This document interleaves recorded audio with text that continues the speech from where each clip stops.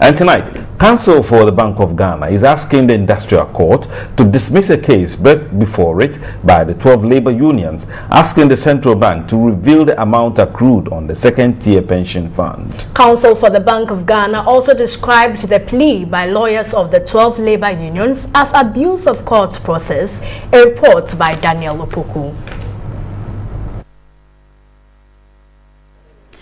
Before the Counsel of the Bank of Ghana moved his motion, the defendants immediately raised a preliminary objection.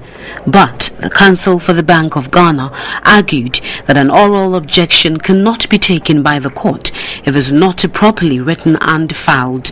The court, presided over by Justice Saeed Kwekujan, ruled in favor of the defendants and asked them to proceed with their preliminary objection.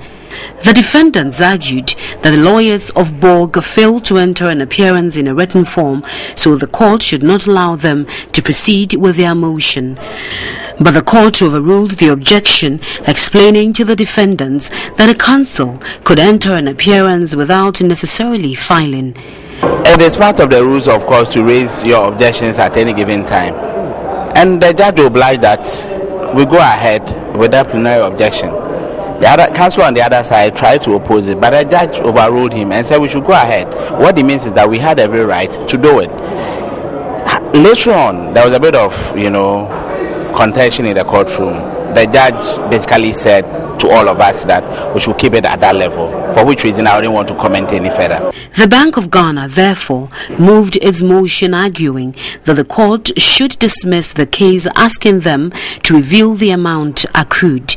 The BOG also argued that it is under no obligation to transfer funds to fund managers, claiming it is the sole responsibility of the MPRA. However, counsel for the defendants immediately raised an objection for the court to dismiss the assertion that the BOG has no right to transfer funds. But once again, the court overruled the objection and allowed the BOG to proceed.